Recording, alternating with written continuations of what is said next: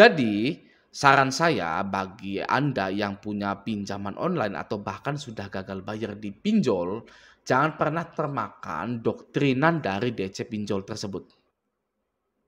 Ya, jangan pernah termakan doktrinan dari DC pinjol tersebut. Langsung akan saya buka di sini. Yang pertama, Anda jangan pernah percaya lagi dengan yang namanya surat somasi dari DC pinjol. Ya, apalagi surat somasi itu dikirimkan ke Anda melalui WhatsApp, bahkan melalui kurir. Ya, dan disertai dengan kalimat penutup seperti segera bayarkan hutang-hutang Anda jika Anda ingin surat somasi ini dihentikan prosesnya. Itu jangan pernah dipercaya. Ya, walaupun surat somasi itu isinya ada logo OJK-nya, ada logo ya pinjolnya, bahkan ada logo kantor badan hukumnya, law firm-nya, gitu ya, ada alamatnya gitu. Itu ya jangan pernah dipercaya. Kenapa? Karena Anda tidak akan bisa dipenjara karena tidak bisa bayar pinjaman online. Ya, saya ulangin ya. Anda tidak akan bisa dipenjara karena Anda tidak bisa bayar pinjaman online. Ya, kebanyakan nasabah pinjol menganggap bahwa surat somasi tersebut adalah surat yang akan mengantarkan dirinya ke penjara. Waduh, ada surat somasi nih, ya, saya akan dipenjara nih. Itu tidak akan. Ya, sudah jelas di pasal 19 ayat 2 Undang-Undang Hak Asasi Manusia menyatakan tidak seorang pun bisa dipidana penjara karena alasan ketidakmampuan membayar hutang. Ya, ini di pinjol juga sama.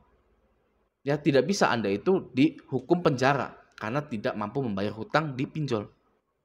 Oke? Ya, jadi jangan pernah lagi percaya dengan surat-surat somasi-somasi seperti itu. Oke ya. Nah, itu yang pertama. Yang kedua, jangan pernah percaya dengan teror DC yang akan menghampiri Anda beramai-ramai. Gitu ya, itu yang bikin takut juga. Ya, DC lapangan pinjol asli itu paling banyak 2. Ya, atau let's say 3 lah. Oke, itu paling banyak. Ya, dan mereka pun tidak seseram seperti di foto profil mereka. Ya, di foto profilnya ya badannya besar-besar ya, kumpulan orang 15 orang, 10 orang gitu kan ya dengan ras tertentu gitu ya. Karena pinjol itu rasis, perusahaan rasis pinjol itu. Ya, mengambil ras-ras tertentu. Ya, agar nasabah-nasabah ini takut. Oke, itu jangan dipercaya. Ya. Kenyataannya DC lapangan pinjol itu sama-sama punya hutang di pinjol juga. Ya, Anda tahu orang-orang koperasi yang naik revo koperasi terbang itu seperti itu. Yang nagih Anda itu nantinya itu. Ya. Jadi jangan pernah takut dengan yang namanya DC lapangan pinjol. Ya, kalau DC-nya datang ke rumah Anda, sebisa mungkin jangan ditemui sebenarnya. Karena buat apa ditemui? Tidak ada agunannya, tidak ada yang ingin ditarik, tidak ada yang ingin disita, tidak bisa menyita, ya tidak bisa menarik sesuatu, barang gitu kan. Tidak bisa. Jadi mau apa? Nemui DC pinjol, mau say hi, oh iya saya nggak bisa nih, ya bayar, gitu kan. Ya, jadi masih mending tidak perlu menemui DC lapangan sebenarnya. Ya tapi kalau Anda ingin sekali-kali nyoba merasakan gitu ya, ingin menaikkan adrenalin gitu ya, ya temui saja, ya bilang saja, "Aduh Mas nggak ada uang, sorry ya, saya lagi nggak kerja," gitu. "Kalau kerja saya nggak akan ada di rumah seperti ini," gitu ya. "Nah yang lain saja Mas silakan," gitu ya. Gitu, pasang ya muka sangarnya gitu, nggak apa-apa. Ya karena pinjol itu alatnya adalah rasa takut. Siapa yang takut dia yang akan hancur. Ya siapa yang takut dia akan kalah. Ya jadi berani-beranian saja gitu loh ya. Kita sudah mengetahui pinjol itu ya apa kita galbay di pinjol itu tidak bisa masuk penjara ya sudah. Ya berani-beranian saja. Gitu ya asalkan jangan memakai kekerasan gitu. Jangan duluan gitu ya. Tapi kalau DC-nya duluan kekerasan ya wajib dibalas. Ya wajib dilaporkan juga, rekam. Ya gitu ya, santai saja gitu. Sebenarnya penagihan DC pinjol itu ya tidak seseram yang dibayangkan oleh Anda itu. Gitu. Apa yang diceritakan oleh DC-DC WA itu enggak seseram itu sebenarnya. Gitu. Oke, nah yang ketiga ini hal yang krusial juga ya. Jika pinjol telepon kantor Anda. Nah, ini ada beberapa langkah yang bisa Anda lakukan. Oke. Anda bisa membujuk untuk yang menerima telepon kantor itu, kalau ada dari pinjol telepon ke sini, tolong bilang tidak ada karyawan yang namanya saya di perusahaan ini. Saya mohon bantuannya sekali ini saja.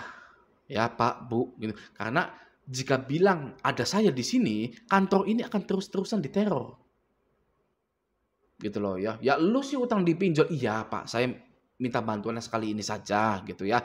Kalau ada yang telepon, jangan bilang ada yang namanya saya di sini. Kalau bilang ya ada saya di sini, ini kantor akan terus-terusan diteror ya. Sedangkan gajian masih jauh ya. Sedangkan saya itu ya pengen nyicil. Ya tenang saja, saya tanggung jawab kok, saya bayar kok gitu. Saya mau nyicil gitu kan ya. Padahal Andanya stay galbay gitu. Enggak apa-apa, bilang seperti itu saja.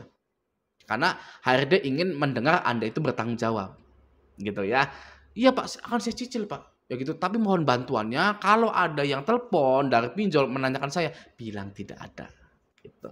Nah, pinjol itu pasti akan berhenti neror kantor Anda setelah 2 bulan atau paling satu bulan saja sebenarnya. Lalu Anda ya baik-baik dengan penerima telepon di kantor Anda itu, ya belikan makanan apa, belikan minuman apa pas gajian gitu ya. Oke. Nah, tapi jika kantor Anda tidak bisa toleransi dengan yang namanya hutang dipinjol gitu, Anda dipecat. Anda sampai dipecat gitu. Keluar. Ya Anda keluar saja, ya sudah dipecat gitu kan ya.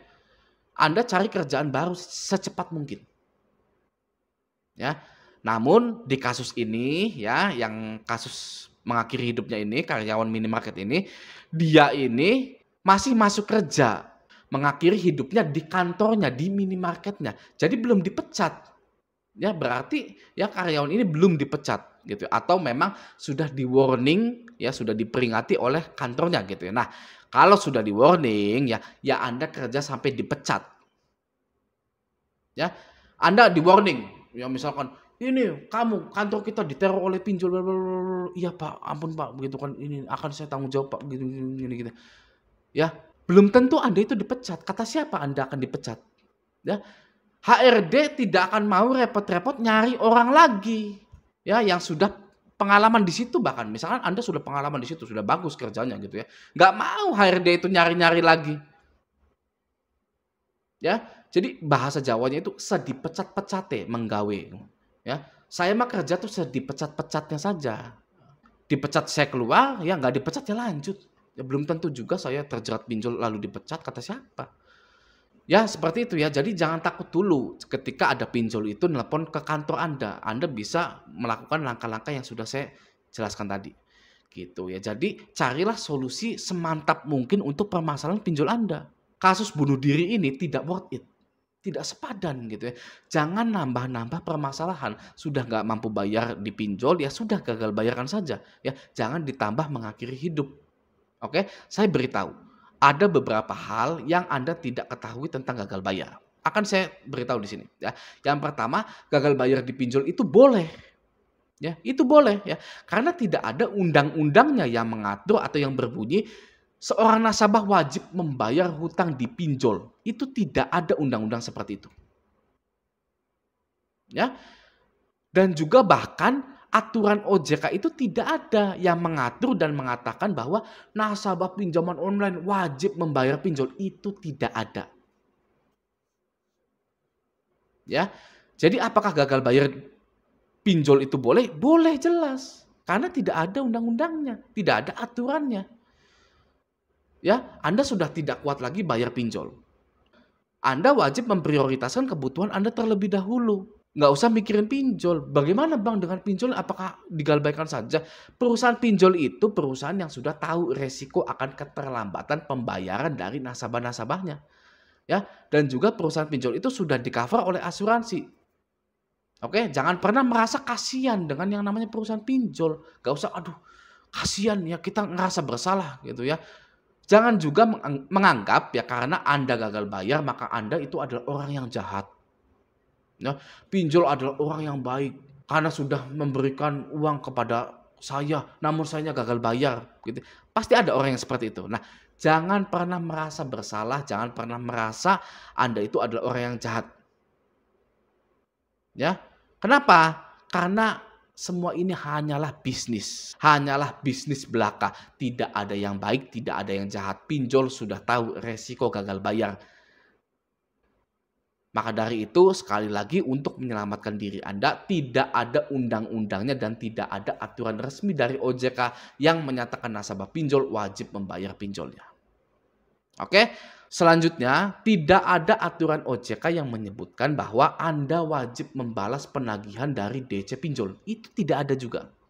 Ya, jadi segala hal tentang mengabaikan DC, ganti nomor, blokir nomor DC yang nagih, ya itu sangat boleh sekali karena tidak ada hukumnya. Ya, banyak nasabah pinjol yang melupakan tentang hak-haknya. Handphone itu ya hak kita. Ya, mau saya ganti nomor, mau saya buang HP-nya, mau saya ganti WA-nya, ya itu hak kita. Ya, karena itu properti milik saya. Saya beli properti itu, HP itu. Ya, dan saya pun tidak melanggar apapun karena tidak ada undang-undangnya yang mengatur bahwa saya harus meladeni DC. Gitu. Oke. Jadi sekali lagi jangan pernah termakan doktrinan dari DC pinjol. Oke, semoga video ini bermanfaat. Sampai jumpa di video selanjutnya.